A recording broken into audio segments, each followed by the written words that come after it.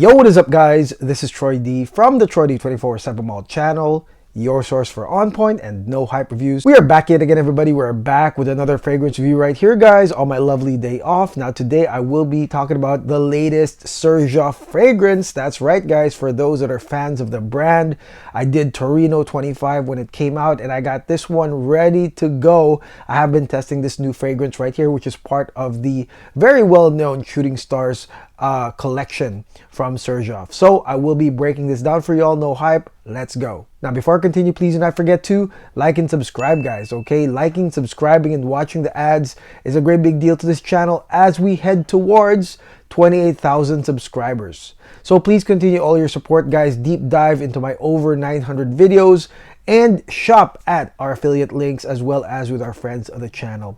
Thank you so much for all your support. And the fragrance that we'll be talking about today is none other than the latest Xerjoff fragrance. This is none other than Xerjoff Shooting Stars Gibeon. Yes, Xerjoff Shooting Stars Gibeon. Now, this fragrance, again, comes with this sample pack I got for about like 40 euro or something. Very, very cheap way to order from the Xerjoff website, and they always release their new stuff. You know, that's a good way to try their new releases. Now, what is up with Gibeon right here? This fragrance is named after a meteorite, an iron meteorite that fell in Namibia, Africa, and this meteorite has a specific pattern that makes it famous, okay? And that's pretty much all I know. No word on whether or not you're gonna get a piece of this meteorite or a meteorite when you get this in full bottle, okay? Because I know that in the past, if you bought a Shooting Stars fragrance, it actually came with a piece of the meteorite. Not sure about this one. But anyways, to me, it's not so much the Shooting Stars or the Gibeon, like it's not so much that, but it was the interesting, you know, pyramid on this fragrance that really made me curious and made me want to really smell this and find out what it's about and how can I try and translate it to just the common user like myself, you know, somebody that just loves perfumes. And how does the pyramid of this fragrance actually translate into usage and all of that, okay? What does it smell like? Anyways, I will be breaking this down for y'all. No hype. Let's go spray this thing right now.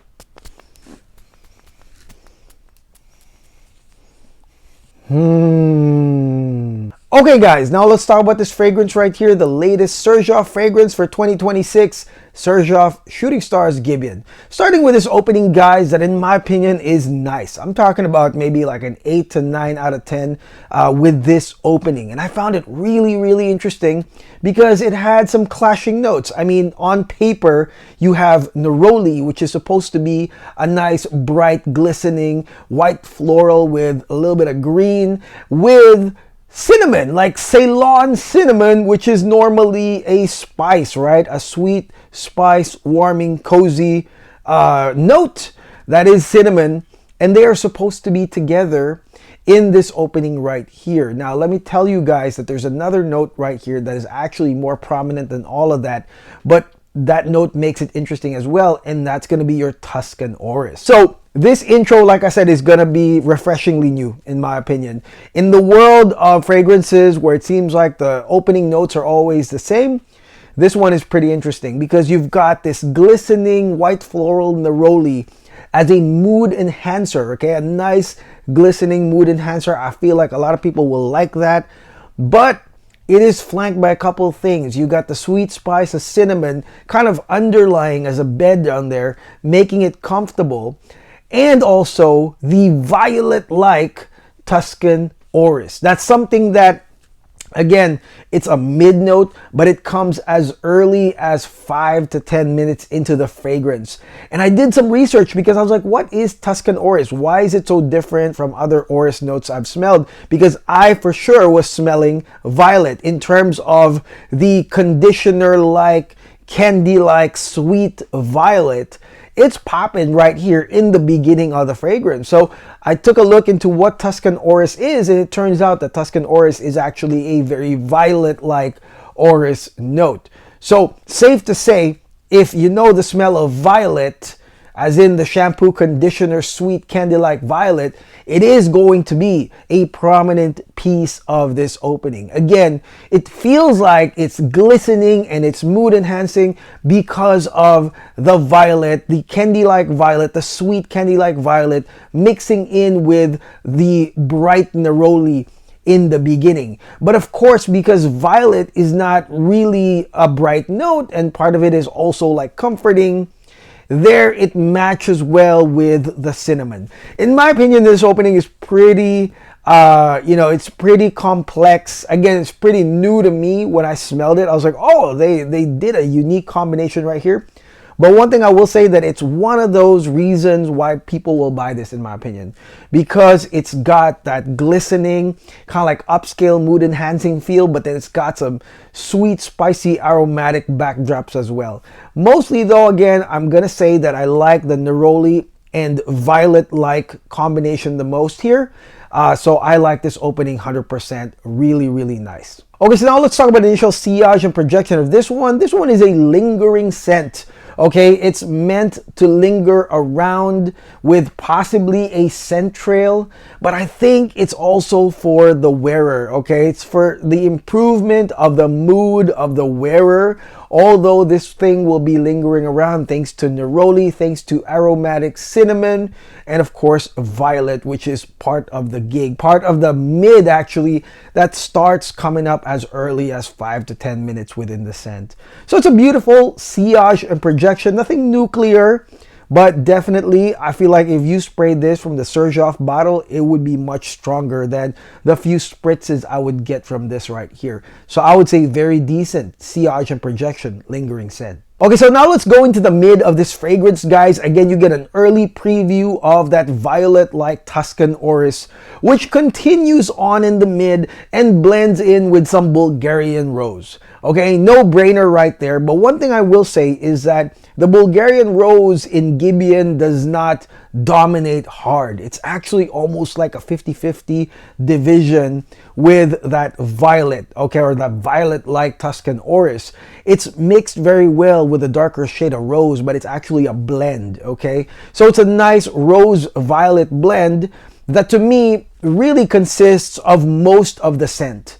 That is one thing I will say. And it is also here in the mid that as the cinnamon backs up and as the neroli goes away, the powdery nature of this iris also comes out and adds comfort to the wearer. Okay, so once this flipped into the mid with that violet rose combination with the powdery backdrop, I mean, definitely it became such a cozy, almost like cozy upscale type of scent, you know. But definitely another thing I will say is that once it hits this blend, I felt that it was leaning femme, okay, because the intro is unisex. Again, it's unisex, neroli, cinnamon, a little bit of that violet-like orris. But once the violet gets powdery and it mixes in with the Bulgarian rose, I'm going to say this, that it started turning femme, okay, which I feel the ladies are going to love. And this combo pretty much lasts until the 6th hour. So it is a very long and prominent part with the darker florals, violet and Bulgarian rose, plus powder, plus comfort. Again, to me, if you know this is for a lady, oh, this is going to be perfect with a very interesting opening. But yeah, it does lean pretty femme in the mid, and it's the longest part of this fragrance in terms of what's prominent. So that is one thing I will say, is that this one is kind of like a femme floral or dark floral violet, powdery, comforting mid. Okay, now let's head into the dry down of this fragrance right here, Xerjoff Gibeon. Now, quick recap, guys. The intro of this, in my opinion, is one really refreshingly new intro that I like. Like I said, the mid of this fragrance turns femme or leans femme. It becomes comforting with rose and violet coming together right here with a powdery backdrop of coziness, elegance, of course. And heading into the dry down, guys, patchouli is the bridge note, classic bridge note that goes well with rose and violet. it gets into a dark woody patchouli, and then in comes the notes of tonka bean, vanilla, sandalwood, musk. It becomes this really nice, elegant, woody, and sweet ending to this fragrance. Still comforting because of that hay-like tonka bean, but also you get that, the dry woody facets of the sandalwood. The patchouli is still gonna be there, and also you have some sweeteners such as a little bit of that musk, the vanilla, and the tonka bean. So it's sweet, woody, musky ending, which is kind of like standard with all these niche perfumes in my opinion. Almost all these perfumes end with something like this. So it's a really nice ending. It also continues the subtle sweetness of this fragrance, like I said, that starts from the get-go.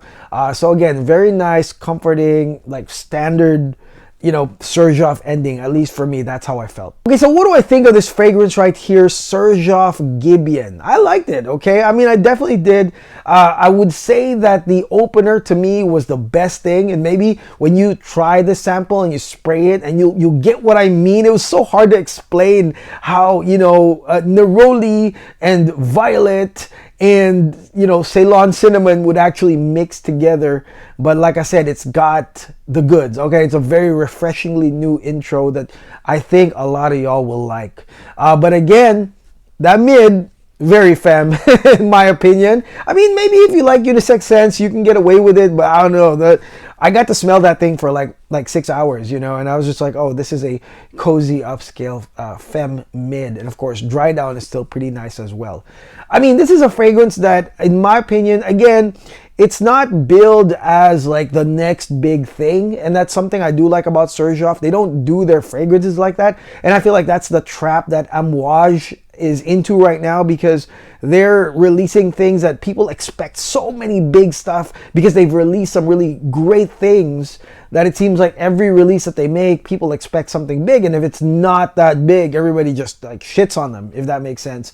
But Xerjoff isn't really like that. They market the fragrance to a degree, but they don't push it on anyone. It's like, like I said, this fragrance house has something for everyone.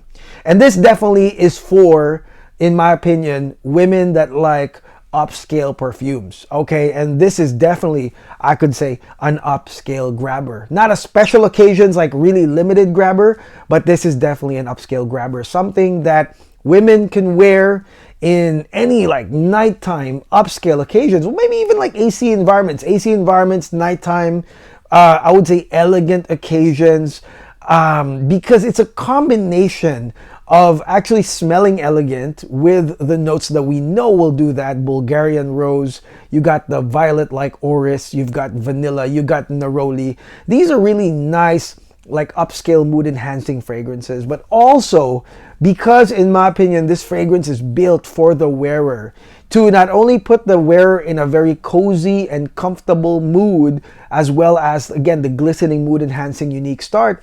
It's great for how to carry yourself, when you're in these upscale situations. And I feel like this fragrance right here will carry you through that. It's more than just smelling the part, but also it helps you with your attitude and your mood as you are carrying yourself in these situations. That is how I feel about that. So definitely this is an upscale grabber to me, for women, guys. But again, don't let me stop you. If you're a guy and you want to test this, again, get some other fragrances. Let's toss this in the bunch and try it yourself. Okay, now total performance on Xerjoff Gibeon is kind of long actually. It didn't project like super hard, but this one is a long lasting perfume. Maybe it's the musks, I don't know. But definitely this fragrance lasts over 12 hours easily. I even got to smell it at the 14 to 16 hour mark, before I took a shower finally after all of that. So definitely this is a long lasting scent. You can't expect anything weak about this. You can't expect anything weak about, Xerjoff fragrances. So this is a very long lasting scent over 12 hours. Okay guys, and finally let's talk about the pricing of Xerjoff Gibeon and is it worth a full bottle. Okay, first and foremost, this thing right here is 190 something euros. That's like $200+ USD. And in my opinion, yeah, I mean, it's a 50 ml bottle, which technically means this is a $500 scent. In terms of the notes and the ingredients and the quality, I would say that it's definitely up there. Okay, so Is it worth that? Are the notes, are the ingredients worth that? Absolutely. You get a slobberknocker, an opening that's really, really lovely.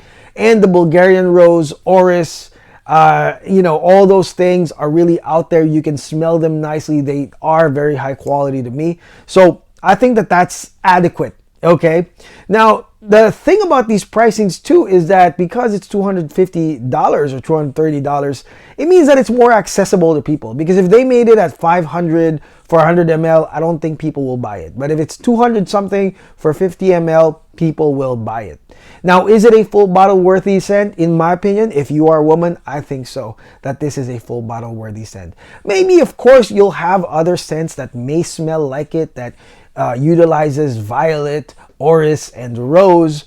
But then again, add that amazingly fresh new intro with the neroli and the cinnamon, and of course a dry down that's, again, to me it smells standard, but for a lot of people, having, those notes, tonka bean, vanilla, musk, and woods. I mean, a lot of people love those endings. So definitely I will say that it is going to be a full bottle worthy scent for the ladies. I think especially going out to upscale gatherings. I think tonight I'm going to go to an upscale gathering.